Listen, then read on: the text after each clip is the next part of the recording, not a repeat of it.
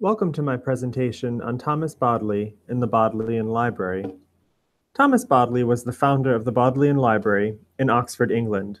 In this presentation, we will discuss key events in Bodley's life, with the focus on his contribution to the refurbishment of the library, which now bears his name.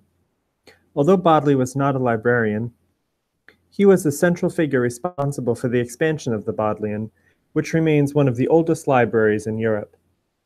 The majority of this presentation will cover the latter half of Bodley's life, since it marked the beginning of his association with the library in Oxford. For the purpose of this course, it is his affiliation with this library that makes him so significant. Thomas Bodley was born in Exeter, England in 1545. At a young age, Bodley fled with his family to Geneva during the Protestant persecution under Mary, Queen of Scots. It was here that he began his education. During these years, Bodley flourished intellectually and took a great interest in learning languages. After returning to England in 1559, after Queen Elizabeth I came to power, he began his education at Magdalen College in Oxford. Years later, Bodley traveled to Europe and studied in France, Germany, and Italy. It was during these travels that Bodley began his involvement in the political sphere. Although Bodley's name is famous today for his association with the great library he founded later in life, the bulk of his career was involved in politics. He became an accomplished and trusted diplomat and traveled extensively.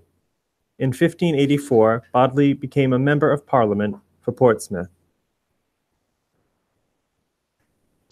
Bodley was married in 1586 to a woman named Anne Ball.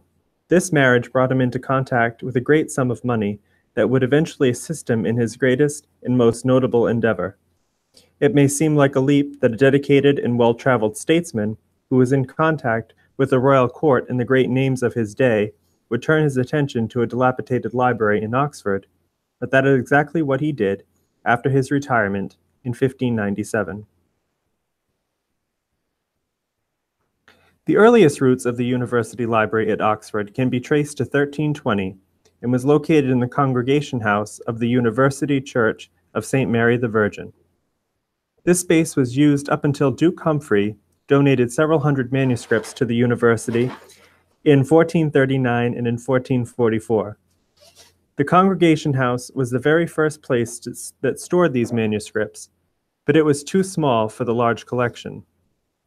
In 1478, Duke Humphrey's library was constructed as an addition to the existing divinity school.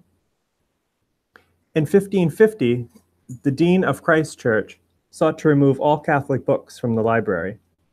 All of Humphrey's manuscripts were removed from the library, which was a terrible blow to the library's collection. It became vacant and its collection was totally decimated. It is these humble beginnings in small space that Bodley had to work with when he began his work to reestablish the library in 1598.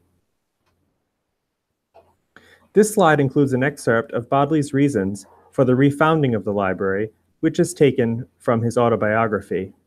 Note the second half of this excerpt where he states, "I concluded at the last to set up my staff at the library door at Oxford, being thoroughly persuaded that in my solitude and surcease from Commonwealth affairs, I could not busy myself to better purpose than by reducing that place, which then in every part lay ruined and waste, to the public use of students." Bodley decided to donate both books and money to the library and set up a committee to facilitate its refurbishment.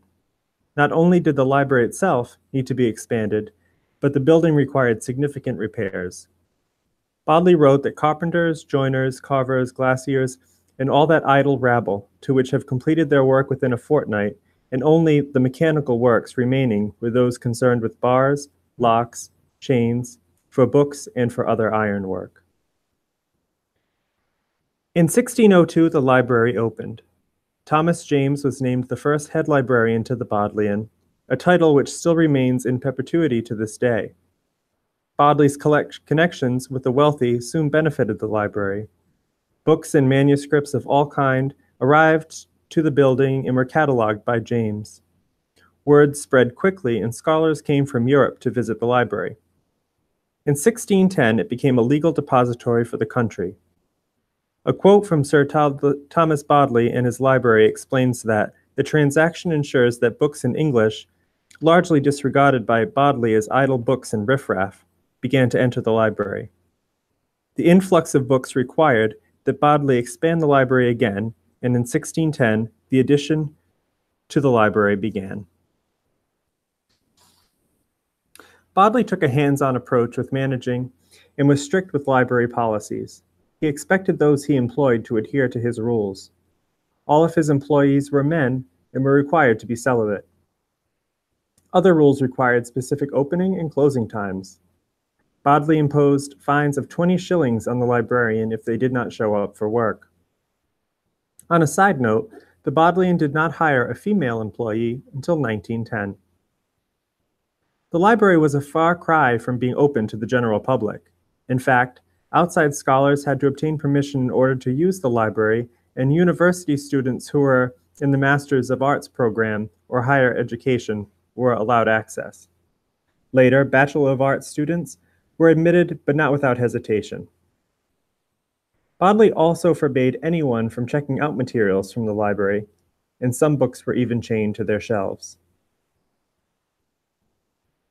Following slide shows the Bodleian Oath, which was originally composed by Bodley, that all visitors had to adhere to. A version of this oath still exists today, although it has been modified quite a bit. When Bodley died in 1613, he left all of his money and assets to the library. The Archbishop of Canterbury, the Lord Chancellor, and the Lord Chief Justice were the three executors responsible for his will. This source of funding was crucial to the library's continued existence. History has painted a complimentary portrait of Bodley.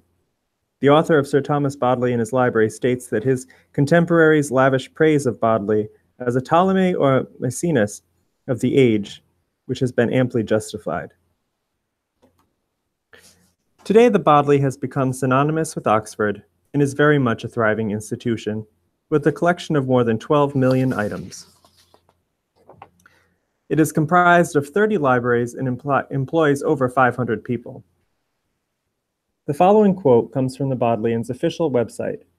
Oxford libraries are some of the most celebrated in the world, not only for their incomparable collections of books and manuscripts, but also for their buildings, some of which have remained in continuous use since the Middle Ages.